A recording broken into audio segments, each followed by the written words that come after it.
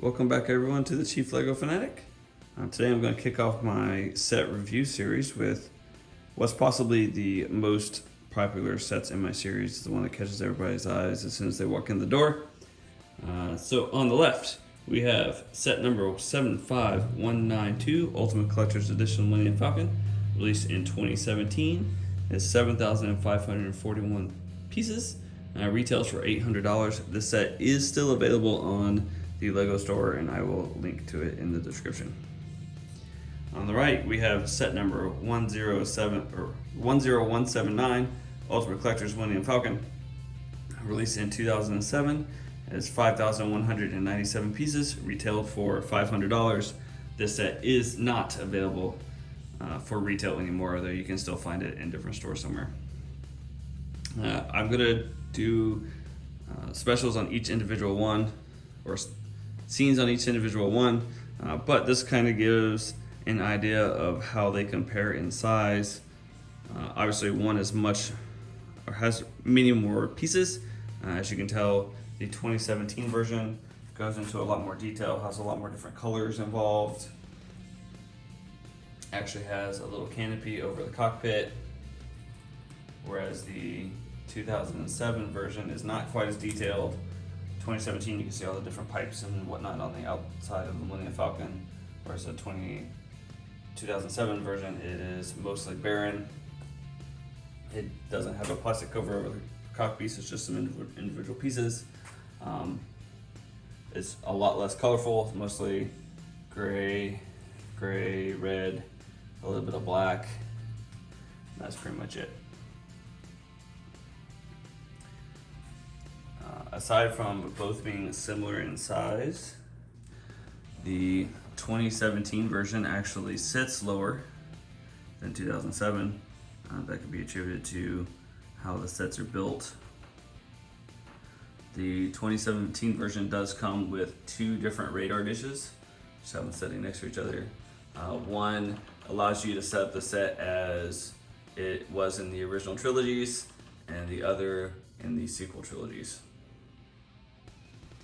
Both do have the gap in the front, where it kind of shows where damage took place some point in the past. The fronts here are different on each one. The 2007 version doesn't quite go together as well as the 2017 version. It does show some gaps, even when you place it in there completely correctly. Both do show the top and bottom gun mounts, although the guns are designed a little bit differently. In this set, the cockpit is much more rounded, whereas the 2007 version, it's all angles. Both do have a very similar construction in that they're mostly Technic pieces that actually make up the structure. And then these pieces are just plates that have a little peg. Put the peg in the hole and sit in there. It does make the set a lot easier to disassemble. For like me, if you move across the Pacific 3 times, allows you to disassemble the sets, and so it's easy to reassemble later. And then both sets do have this little entrance ramp, so you can set up for play around with the characters going in and out of the Millennium Falcon. The major difference between the two sets, other than the size, the 2007 version, or 2017 version, uses these long blue tubes to show the engines in the back, whereas the 2007 version uses actual individual pieces. So it's kind of odd that the one that has fewer pieces actually uses more pieces for detail like that.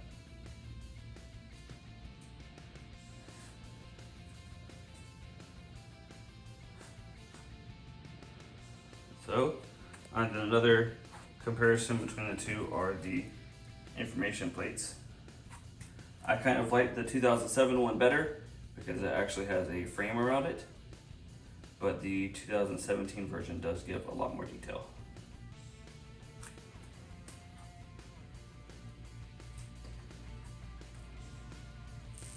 So now we're gonna step back and take an individual look at each set. All right, so one of the most important parts about any major set like this, we're starting with the 2007 Millennium Falcon, are the minifigures. So this one comes with Hans, Chewie, Leia, Luke, and Obi-Wan. That's it. Comes with those 5. However, our informational plate gives details, so it's a Carillion freighter, 26.7 meters long, class 0.5 hyperdrive, can go 1,000 kilometers per hour, atmosphere, talks about the guns, and then the cargo capacity. 100 metric tons doesn't seem like a whole lot of cargo capacity for a spaceship. And then for the set itself, it does have the cockpit. The top of the cockpit does come off, so you can place the figures in and out.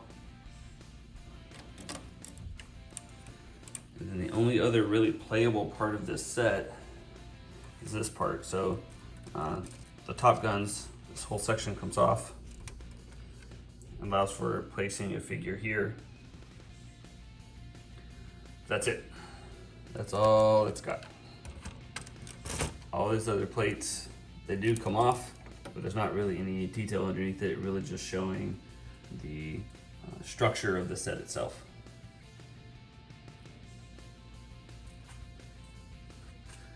And underneath, see, does have all 7 landing gear, does have the underneath guns, has the ramp, allows for entering and exiting the ship. And then all around the outside are various details showing off what the outside of the ship would look like. If anybody's been to Disney World, Galaxy's Edge, and seen the Millennium Falcon there, it looks very similar.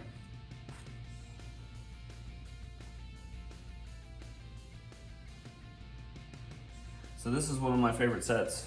This is the set that started my recollecting.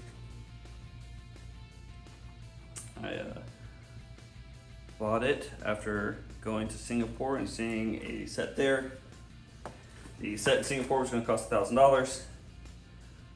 I waited until I could go to the Lego store and ordered it. Now, since I lived in Japan at the time, I couldn't have it delivered to my house. So I asked my boss if I could have it delivered to his house because he lived on base. So it was a lot easier. He's like, sure, that's fine. I told him, hey, make sure you tell your wife that this is coming. Well, as you can guess, he did not tell his wife that it was coming. So she gets this giant box that says Lego on the side of it. It's like, what the is this? He's like, oh yeah, I forgot to tell you that. So a little bit of a funny story that comes with this. I bought it thinking it would take me about 3 days to put together. Took me closer to 3 weeks. If anybody has bought any Lego sets in the last couple of years, you notice that all of the sets now come with numbered bags and that each step in the process is detailed with just the pieces that are in that bag. This set was not. So it's all 5,000 plus pieces just dumped into a box. As you can guess, when it comes to looking for a lot of these tinier pieces, they can get very difficult.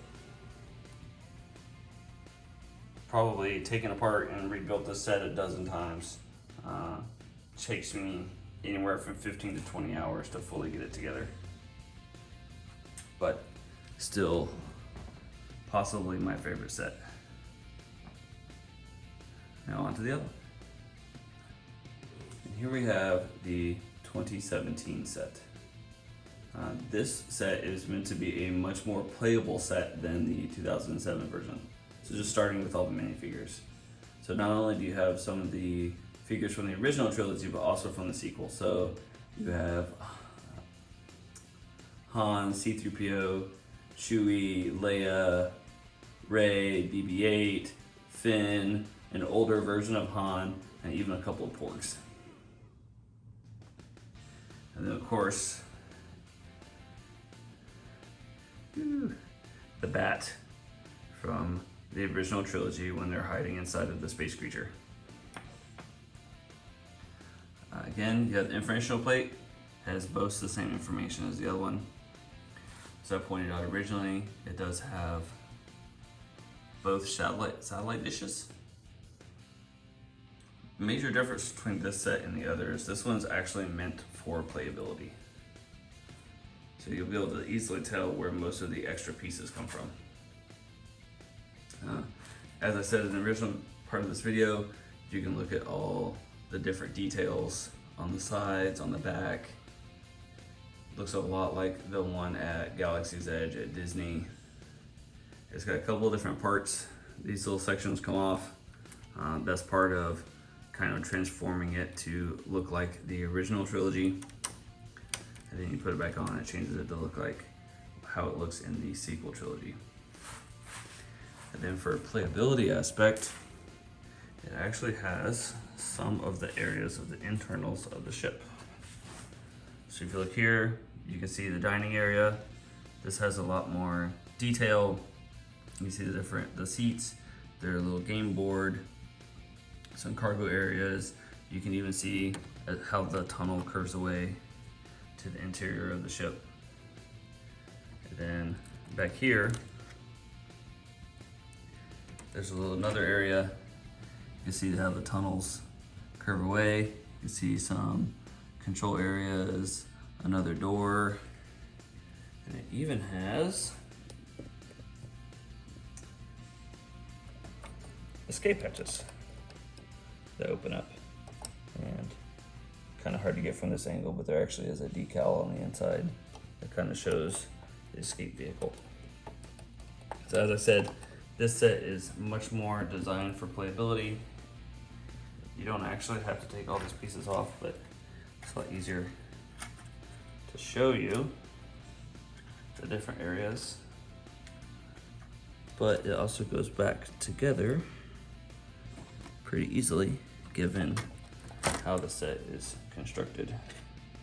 And they're even kind of shaped oddly so you can tell where the pieces go back.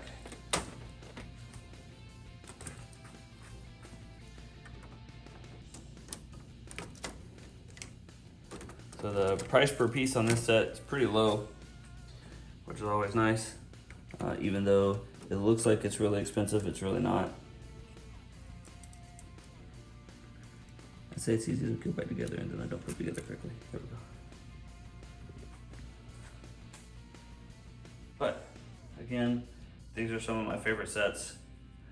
As I said originally, they always catch people's eyes basically as soon as they walk in my garage, just because it's such an ironic spaceship.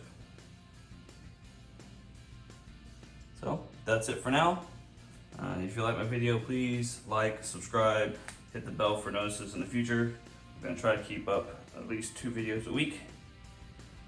And I'll see you guys next time.